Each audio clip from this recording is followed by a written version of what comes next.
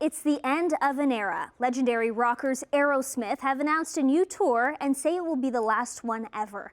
The band planning to peace out once the 40 shows wrap up next year.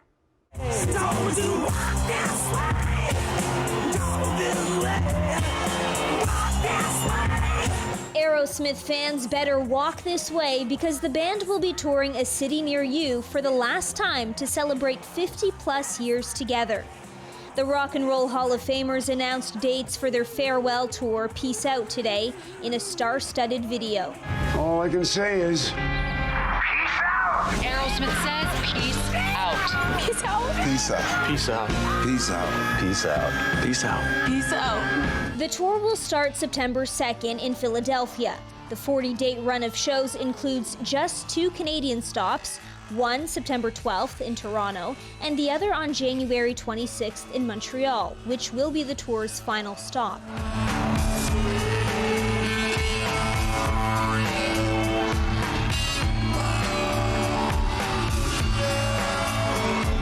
Lead singer Steven Tyler and guitarist Joe Perry said the band is looking forward to digging into their lengthy catalog of rock classics, including Crazy, Janie's Got a Gun, and Living on the Edge. Yeah, we're living on the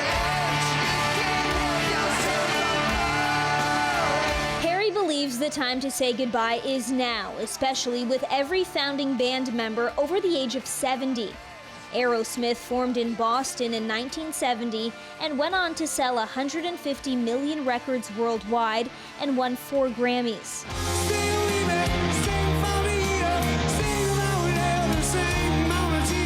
The band performed the Super Bowl halftime show in 2001 and even had their own theme park attraction at Disney World in Florida and in Paris with the launch of the Rock and Roller Coaster starring Aerosmith ride.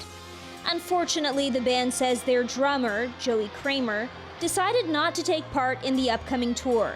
He's still a part of the group, but has been on leave to focus his attention on his family and health since their Vegas residency last year. Drummer John Douglas will continue to play in his place. Before the 40-date tour wraps, Perry said other cities domestically and internationally could be added.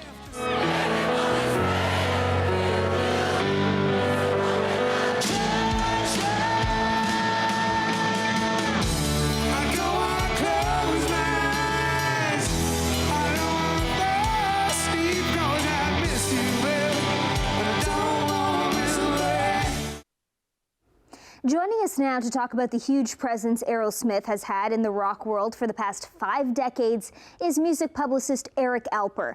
Eric, how did Aerosmith change the game when they first debuted in 1970? They made scarves cool for men to wear. They are certainly America's greatest hard rock band. That is without question. They've got the record sales to prove it. They've sold over 150 million albums. They've got well over 25 top 40 hits on the Billboard Hot 100. They've got numerous number ones and numerous classic singles like Walk This Way and Dream On and Janie's Got a Gun. But I think, a lot of people who may not have been around during those early 70s probably remember the fact that they helped bust down the door doing a duet with Run DMC for Walk This Way. For the first time in a lot of people's lives, that was the first time that they even saw rappers on a commercial television channel like Much Music or MTV. So for a lot of people, it was a real huge deal to have Aerosmith there. But certainly when you talk about the greatest rock and roll bands of all time, Aerosmith has to be right up there in the top 5. What allowed the band to have such a long and successful career? I think the fact that they cleaned up with their drug and alcohol problems. And that can't really be overstated. In the 60s and 70s, having problems mentally, having problems chemically, you really didn't have a lot of options. There weren't a lot of places where musicians can go for help. And certainly with a lot of these artists kind of breaking into the sex, drugs, and rock and roll era of music, it wasn't cool to ask for help. But I think somewhere around the 1983, 84, 85, they cleaned up. And, partly because they were probably going to die if they continued. And then just, the usual stuff that 5-decade bands have. They have really great, memorable songs with really great, catchy choruses. They're the essence of cool for a lot of people. They look the part of a rock and roll band. They scared your mother when you played them on in record and watched their videos. And then Steven Tyler kind of went really, really commercial in middle of America, being a judge on a talent show, which no doubt kind of helped their popularity even more. And jumping off of that, what kind of impact musically will Aerosmith leave on the genre of rock and roll?